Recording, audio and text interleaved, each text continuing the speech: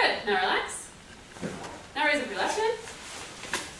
Oh, so good. Great. Good job. And relax. So now I want you to stay still and try not to think of a monkey. Okay, what did you think of? Clock. Yes. A giraffe. A Okay, giraffe? maybe you got a giraffe and a monkey. I was because focusing on a some- gorilla. Close enough. Exactly.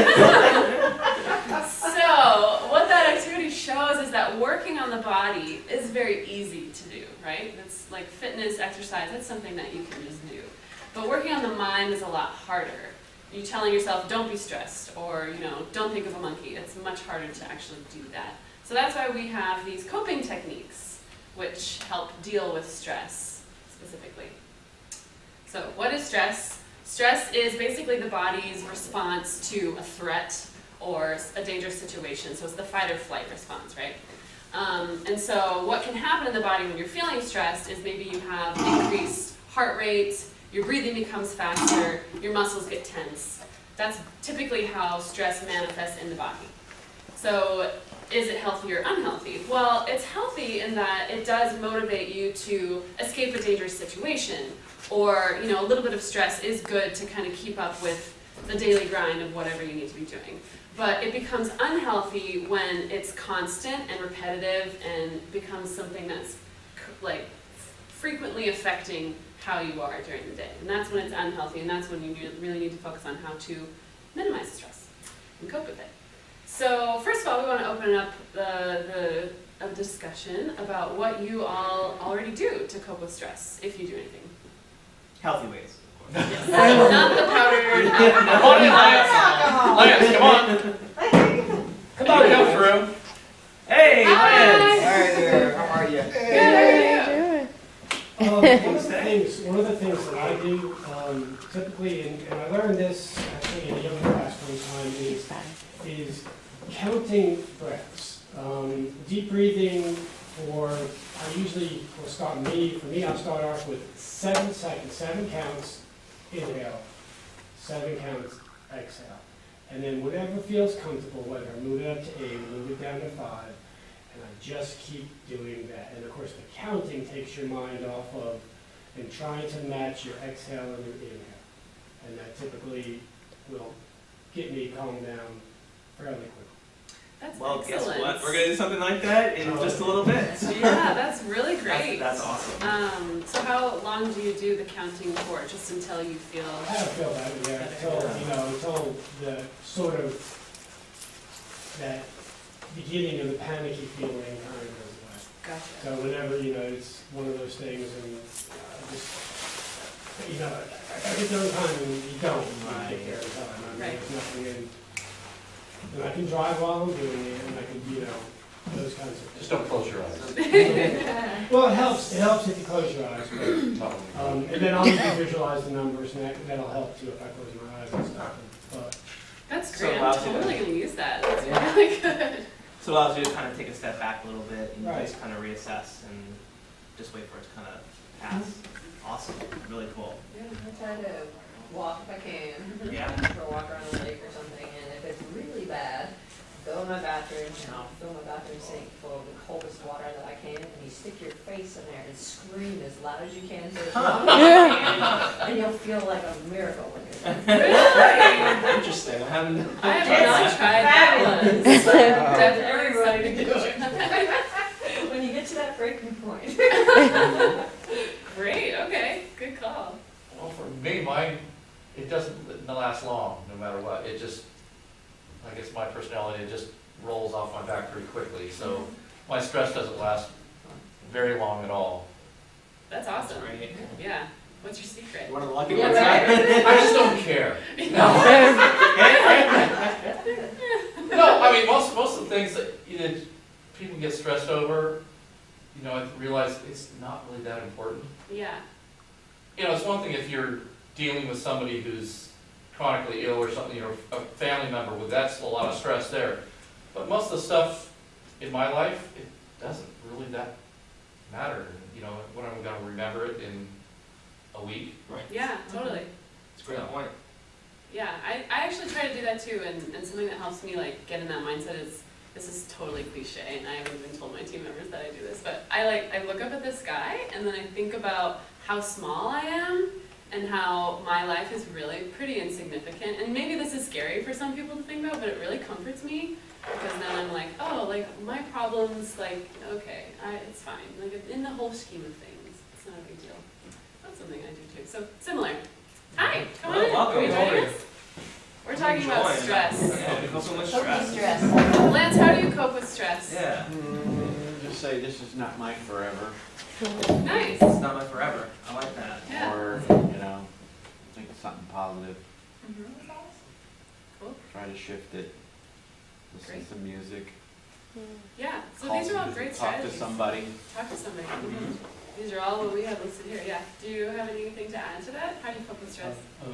Go out in the woods and knock down dead trees. Great. Hey, yeah, sounds good to me. Whatever works. So some other strategies that are proven to help with stress would be spending time with people who love and support you, friends, family, coworkers that you feel comfortable with. Making time for yourself, so going for walks, or doing something where you're not having to care for your children or your parents or whoever. Hi, come on in. Go welcome. ahead and join us. We're talking about coping with stress.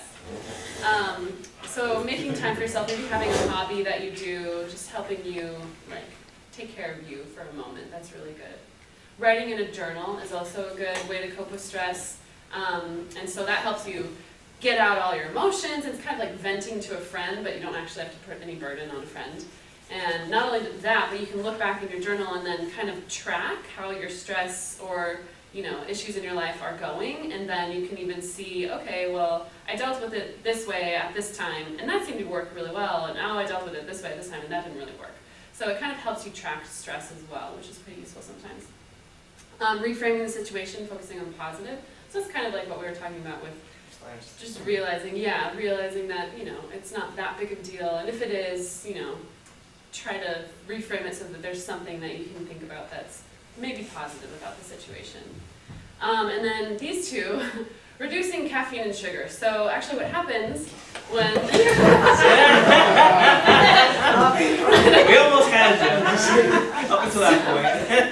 So the way coffee, sodas, things with caffeine, strong teas like black teas, and sugar, the way those substances work is it produces cortisol, and that's basically a stress-inducing hormone. So it's good maybe if you're really tired, you need that kind of pick-me-up, because it does kind of get you going. But once you're already stressed, then adding to that stress by consuming more things that produce that same hormone, you kind of have this continued stress level, and it extends way beyond healthy, and maybe gets to levels that are no longer healthy as well. Then you crash and burn. Then you crash and burn, and that's actually brings me to my next and last part about the coping with stress good strategies, and that is to avoid alcohol, including powdered alcohol. Avoid alcohol, drugs, and cigarettes, because what your body needs to do, so say your body's kind of doing this, right? And up here is stress, you're amped, and then down here is a low. In order to kind of get the health benefits of stress and just be healthy in general, you want to reach equilibrium. You want to be able to get back to that balanced state. But the thing is with alcohol and drugs and cigarettes, you keep doing the high, low, high, low, high, low, and so your body really never has time to just relax and be at this equilibrium place. Does that make sense? Mm-hmm. I might not be explaining it that well. But so that is why essentially, and obviously also because alcohol, drugs, and cigarettes aren't that good for you. Not that good. Well, I think there's a hierarchy in that. It all depends. So I have this graphic here, and essentially I don't know if you've ever seen those process maps where it's start here, and then ask a question, then yes, you go over here, no, you go here. Mm-hmm. So the question is, do you have a problem in your life? And then if your answer is no, then it points to, great, don't worry, you don't have any problems, awesome. If the answer is yes, then it points to this other question that says, can you do something about it? And if the answer is, well, no, I can't, it's out of my control, then it points to the don't worry sign because, well, it's out of my control, so what's worrying going to do about it? Nothing, just going to create stress. But then, okay, can you do something about it? And you say, yes, I can. Well then great, then it points to don't worry about it, because you can do something about it and just do it and then your problems will be solved. So essentially this graphic is saying, don't worry about it, because either you can't do anything about it, so what's the point of stressing over it, or you can do something, so just do that thing and then you don't need to stress. Yeah. Okay, so that brings us to the 2 activities we were going to do today. We're going to start with something called laughter yoga, which I am an instructor of. Yay! You certified? Got him laughing already. Look at this. So, yes. You're already doing it. It's great. So laughter yoga, I was certified last semester in Atlanta, and basically it's not really yoga, so let's preface it with that. The reason why it has yoga in the name is because laughter is essentially a deep exhale. So just think about when you laugh, all your air's out, and you have to inhale fresh oxygen. And so that is the connection between laughter and yoga, because it's all about oxygen to the brain and body, which is really good for your health. And so the laughter portion of that is obviously making yourself laugh, because research shows that you get the same benefits, which we'll talk about in a second, to laughing, regardless of if the laughter is fake or real. So even if something's not funny and you laugh at it, you still get all those health benefits. And another thing with that is, let's say I'm laughing, and maybe I'm just laughing at nothing, and then Dennis sees me laughing. What's he gonna do? Start laughing. He'll probably start laughing, because we have this response. The same thing with smiling, is that when you see somebody doing something with their face, you're more likely to copy it. So the thing with laughter yoga and with the practice of laughter yoga is you kind of help each other out as well. So maybe I'm laughing, and then you guys start laughing, and then I laugh because you're laughing, and then you have this cycle of laughter, which is really important. So benefits of laughter, we talked about oxygen to the brain and body, and so that gives you energy, promotes healing. It's really good with coping with stress, because it does decrease cortisol. It also releases endorphins, and so this is like the happy hormone in your brain, which makes you feel good, and it helps relieve pain. It helps fight infection, improves the lungs. It also really helps with social cohesion. So, laughing with other people brings you closer, and you have that bond, whether you know it or not. So, and overall, it just makes you feel good. I did that once with my wife. She was having a really bad day, so I went on to Google and just babies laughing. Yeah! And the next thing you know, she started laughing. Yeah. All these That's little awesome. babies were laughing. There were just the whole videos of them laughing. There's I need to try that there's out. tons of videos out there. Try it to somebody who's having a bad day. There you go. Hey, look at this. That's perfect. Yeah, that is laughter yoga. So it's using laughter as a coping mechanism. And it's important to note that, some problems obviously are not laughing matters. Some problems are real and need to be addressed and are serious things. And so laughter yoga is not saying that you need to laugh at these problems. I mean, not take them seriously, but it's just a coping mechanism. So it just kind of helps you get out that stress, get out those emotions, and then you're better able to actually deal with the problem. So that's important to know. So I'm going to talk for just one more thing, and then we're actually going to do it. So in 1950, this is the problem. In 1950, we laughed about 18 minutes a day, and now we laugh about 5 minutes a day. So the trend is that we are laughing less and less and less as time goes by. And then in addition to that, children, babies, laugh about 300 to 400 times in one day. How many times do you think adults laugh? Anybody? Guesses? 6? That's a good guess. It's 15. But that is going down, so who knows, maybe in 10 years or so it will be 6. So as you can see, children are laughing a lot. So what do you think the reason is that children laugh a lot and much less than adults do? No bills. No worries. Yeah. That's true, okay, yeah. So yeah, all of these things, obviously there's a much different lifestyle between children and adults. But also, it's because children laugh at nothing. And adults feel like they only they have to laugh at something that's funny, or that is, appropriate to laugh at. And children, they'll just laugh for no reason. And so that is essentially what laughter yoga is trying to emphasize, is bringing back laughing for no reason, or at least laughing for health reasons. So, yes, and yeah, let's try it. So, All right. first, let's all stand up, and let's kind of form a circle.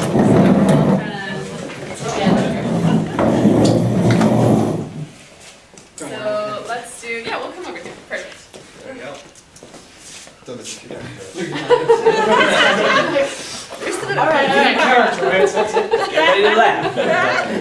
So, what we're going to do before we get started is to just, this is a safe space and we want to make sure that everybody feels comfortable.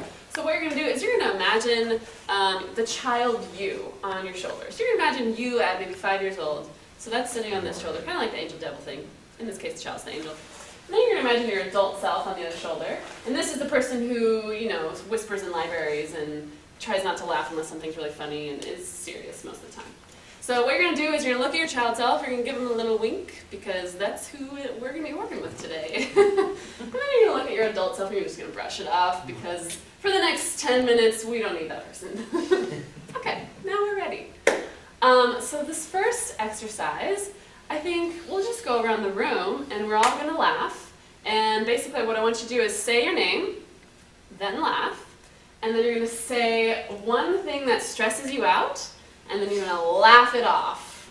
So I will start, and then we'll go around Lawrenson and then around. So, Stressing me out. that is totally fine. So, and feel free to just laugh this whole time, doesn't matter. So my name is Liza.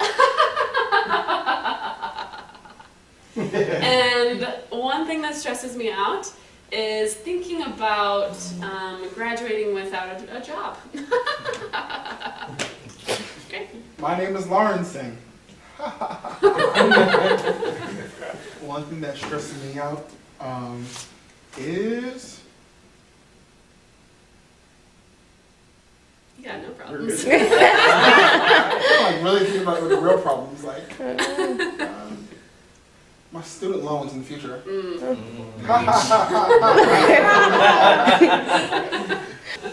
Good, so everybody just let out a laugh. Good, and so when you laugh, you want to try and really like work those abs, so push all the air out, because you can also actually work on the abs, so another health benefit. Good.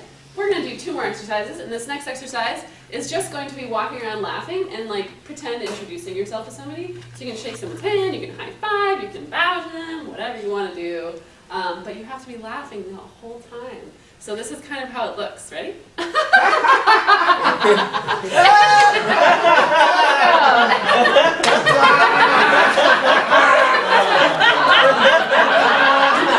all drunk.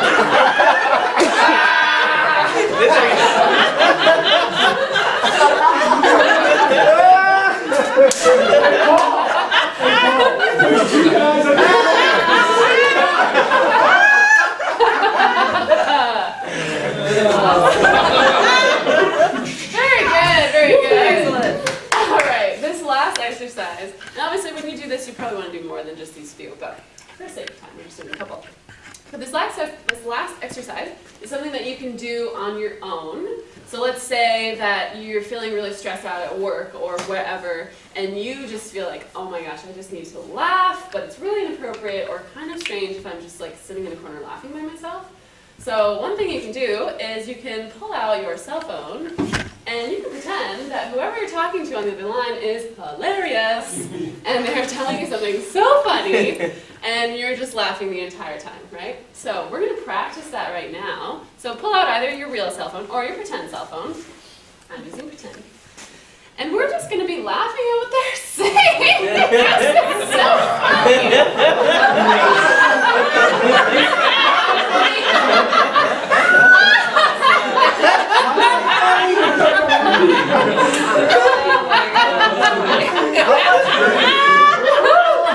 That's hilarious. That's awesome.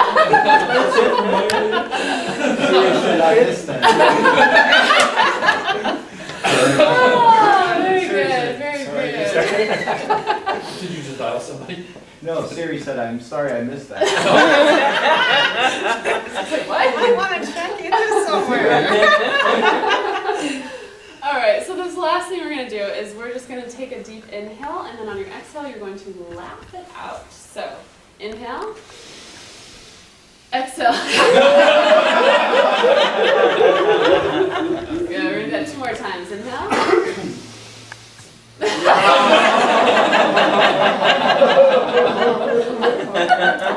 Last time. Get it all out.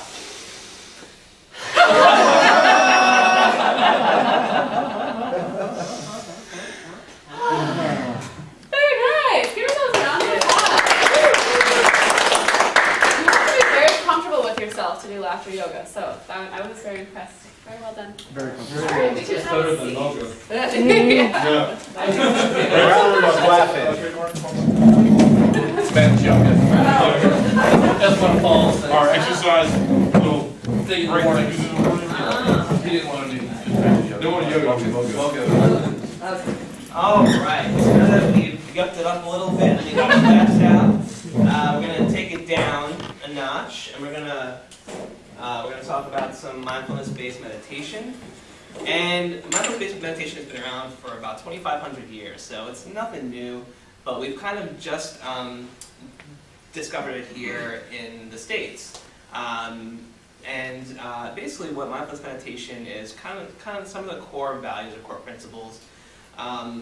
One is acceptance, another is non-judgment, and the third is non-attachment. So we can talk about what that means a little bit. So acceptance. And I always like to use this example, say you really screw up at work, you make a mistake at work. I know Tom just kind of rolls off your shoulder, but but for other folks, so acceptance. Acceptance isn't that you have to appreciate or that you have to like what happened. You can really not be happy at all about what happened, but just accepting the fact that it did happen. So just saying, okay, I made a mistake, and sometimes we can kind of get into that, kind of have it snowball a bit, like, oh my God, a mistake, oh my God, I'm a terrible person, am I going to be fired, this sort of thing, and kind of spin out of control. So acceptance, just accepting first that a mistake happened. Non-judgment, so again, kind of that spinning out of control, judgments about yourself, oh, I'm a terrible person, this and that, or, oh my God, this person caused me to make this mistake, or this person didn't do their job, and now I'm in trouble.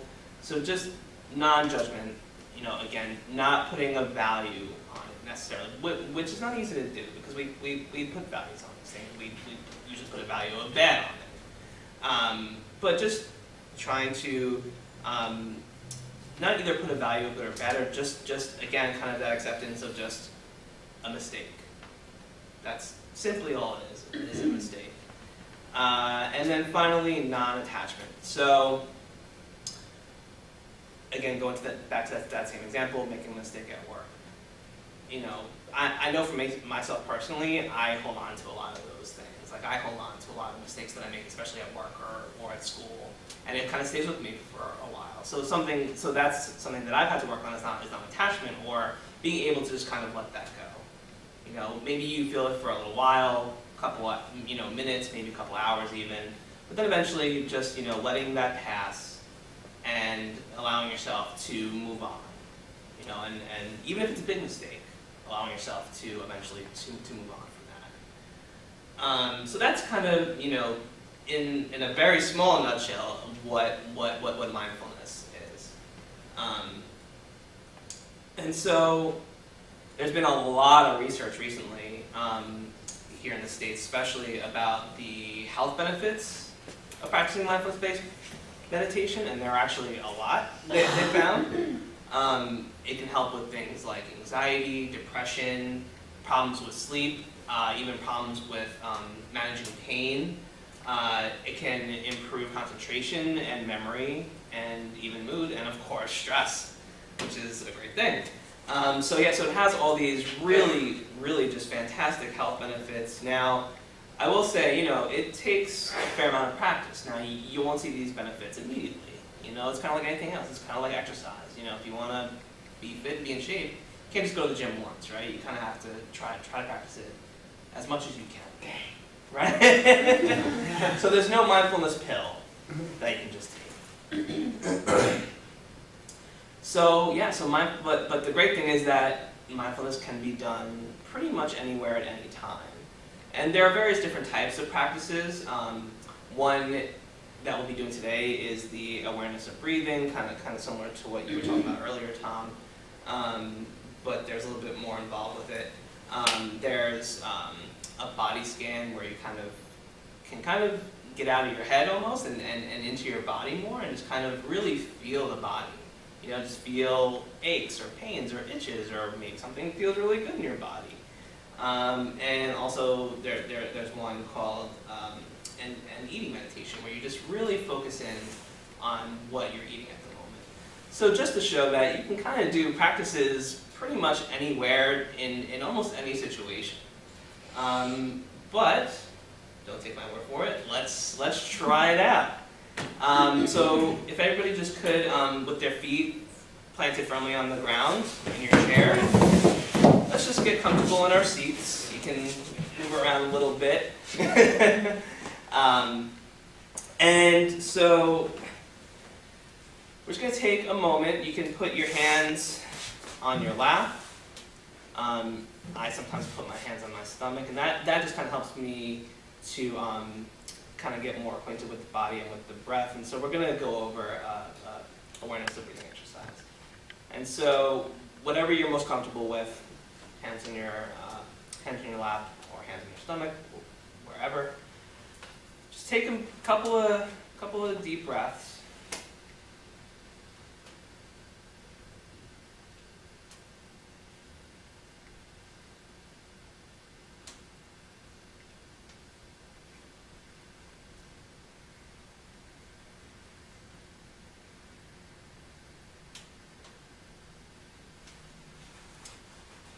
And sort of starting from where the air and the breath enter the body through the nose.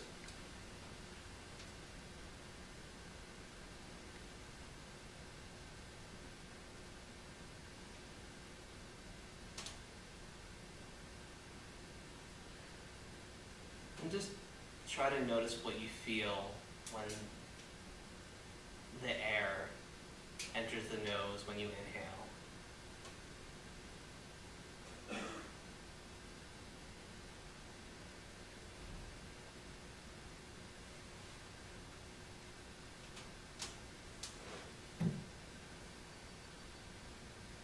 And during this time, you can keep your eyes closed.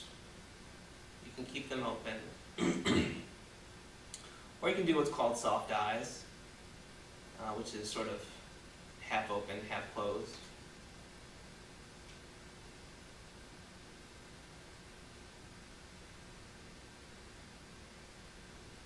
But turning our attention back to the breath in the nostrils. When you inhale, you may notice that there's a cool sensation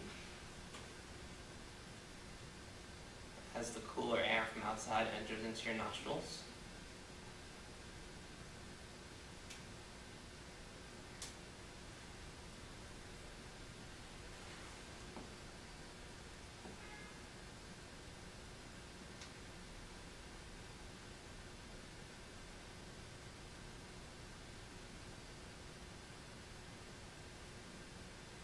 And now turning our attention to the exhale, breathing out.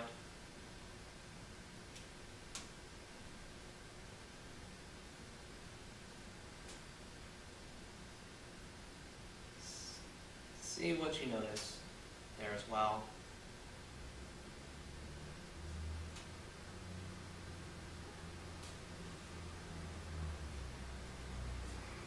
Maybe warm air as it exits the body up to the cooler surrounding air.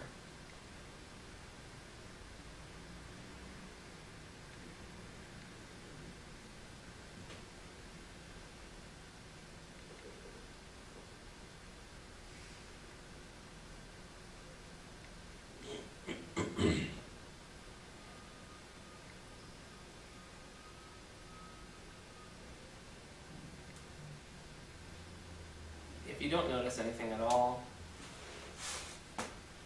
that's okay.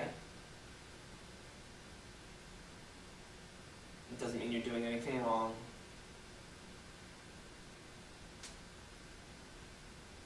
And you don't need to judge yourself as though you're doing something wrong.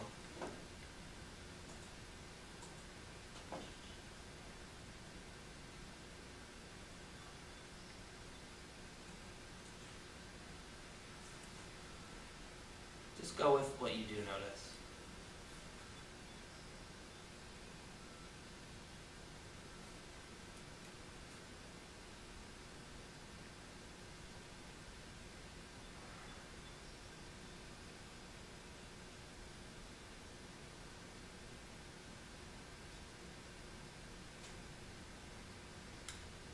Moving our attention down.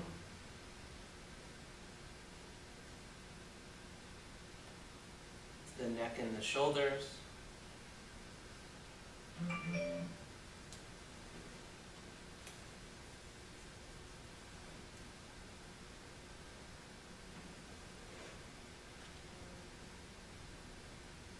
You may notice the shoulders lifting up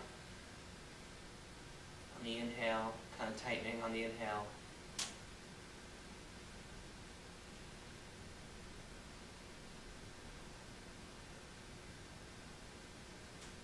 And falling and relaxing on the exhale.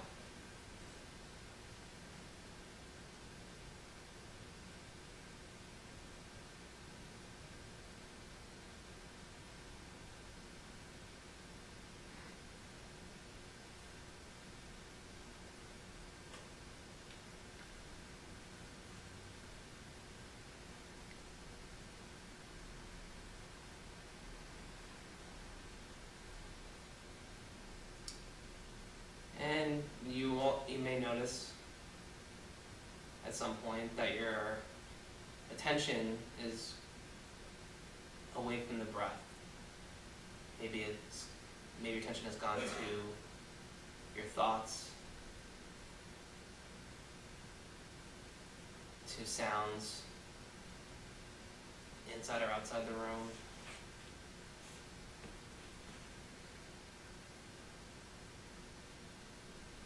If this happens, that's quite all right. Just make a note of it. And you can silently congratulate yourself for having a moment of mindfulness. And just bring your attention back to the object of our meditation, which is the breath.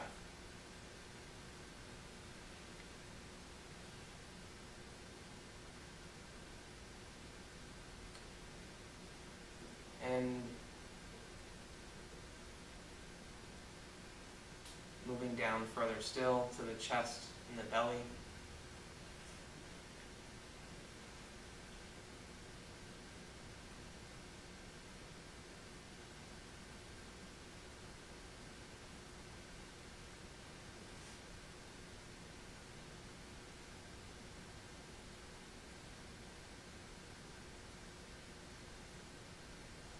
And noticing the expansion that you may feel, a pulling or tightening you may feel on the inhale or the in-breath.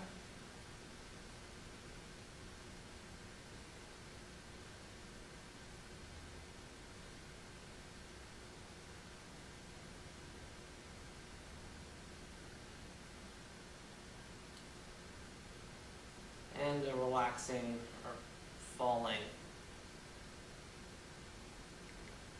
on the out-breath, the exhale, in the area of the chest and the belly.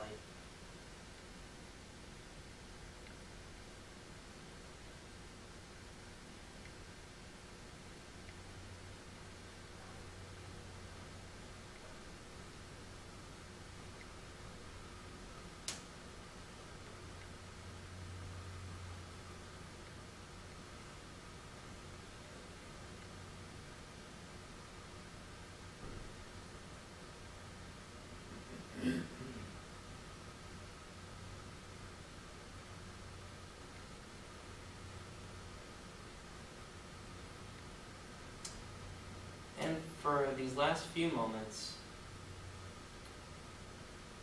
notice where you feel the breath the most. Again, it could be around the nose, the shoulders, the chest or the belly. Wherever it is, try to focus there and bring all your attention to that one area.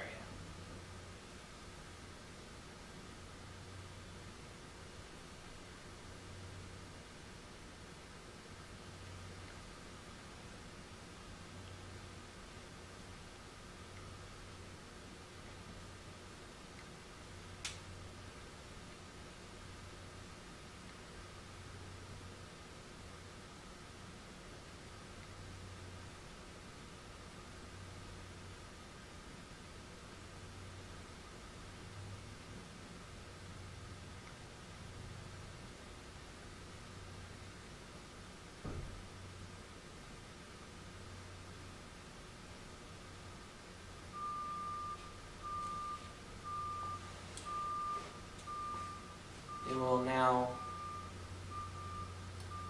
end this period of meditation with 5 in breaths and 5 out breaths.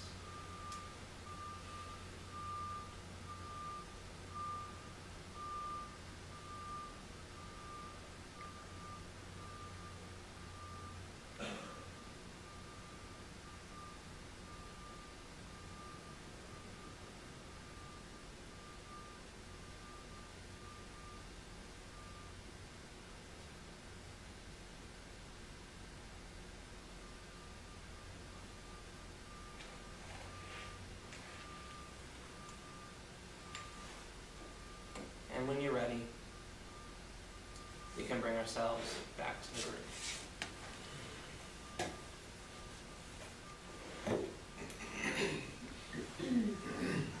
How's everybody feel?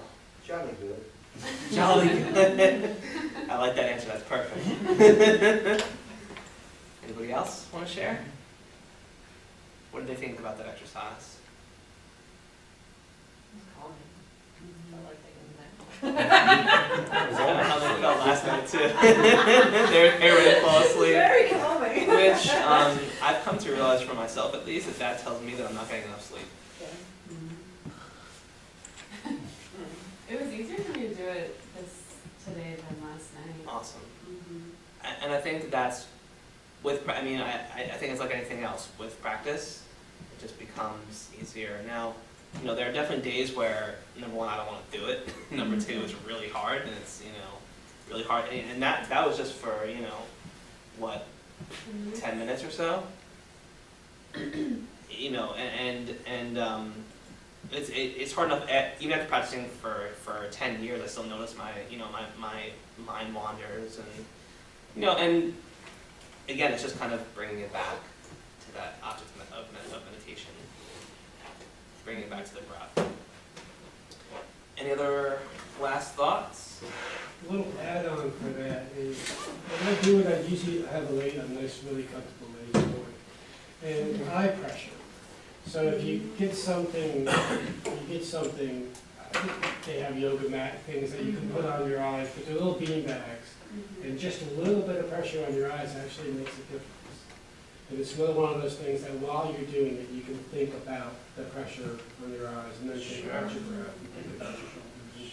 It's another thing to go and evaluate yourself. Yeah, I think that's a great point. But the eye, I don't know why, but the eye pressure seems to, that just delicate, like a bean bag on your eyes. Yeah, and if you want to open your awareness up to your body, I think that's a great way. If you're just focusing on the breath itself, it may take away from that concentration. But if you want to open it up to other parts of the body, I think that's a great way to do it. Thank you for that, Tom. I think your technique with the acceptance helped quiet the mind before you start breathing. We were talking about earlier. That helped a lot. Great. So tell me more about what you mean there. So acceptance of just. We were talking earlier before we started the breathing. Really helped slow it down. Oh, great. All those random thoughts and stress. Gotcha. Separate the facts, the emotions, get out of yourself. beautiful. And I like that you kind of brought it back to, let's focus on your breathing, because my mind was starting to wander. I mean, I was listening to the trucks outside, and I'm listening to how loud the lights are, and I'm like, I was The phone and I was going. like getting derailed, and I got then that you kind too. of brought it back. And I was like, all right, let's get back here. So. Yeah, it's, you know, and again, I've been practicing for 10 years. I still gotta bring it back. You know, it doesn't just, you know, that's gonna happen probably forever. You know, but again, it's number one, it's can you notice it? Number two, can you just bring it back and say, okay, I stopped. I stopped focusing. Let's get back to focusing. Yeah. You know, it goes back to that, you know, non-judgment. It was similar to what I learned when I was in college at a psychology class. When people have headaches, I learned not having to really take any ibuprofen or anything for it, because go into the relaxation and inhale, and I exhale, locate the pain, and I feel like I'm exhaling through that spot. And it's amazing on how it cures the headaches. Yeah. Whenever. And you still do that? Yeah. Yeah, it's interesting because, like I was saying earlier, there's been some evidence to show that mindfulness can help with pain management, and it's kind of counterintuitive, but the thought is that the mechanism is that when you actually focus on the pain, it's not that the pain lessens, but you're just better able to respond to the pain, so it doesn't become as big as it is. You know, the reaction to the pain doesn't become quite as big when you can just kind of sit there with it. So again, you know, the pain is still there, and it can be just as intense, but I find it actually disappears because I feel like the breath, you're concentrating like the breath is exhaling through that spot, and it's dissipating it out, and so it just goes away. sure. That's it. Yeah, no, and I think it's it's a really great point that you make, that even pain it can be a fleeting experience. It's not something that's going to last forever, and again that goes back to that non-attachment. That most things are fleeting experiences, and they'll pass. Another thing that I've and others have kind of noticed as well is that when you practice for a decent amount of time, you get kind of itchy after a while, and there's this like immediate reaction to like, oh my god, I got a scratch, and again, it's kind of that same thing with the pain. Once you sit with it for a while, it'll eventually just dissipate, even though it's really annoying for those few minutes. But that's great. Anybody else? One final thought? All right. Thank you all very much. Thank you. We appreciate it. Thank you. Thank you guys for coming. Yeah, thank you very much. Yeah.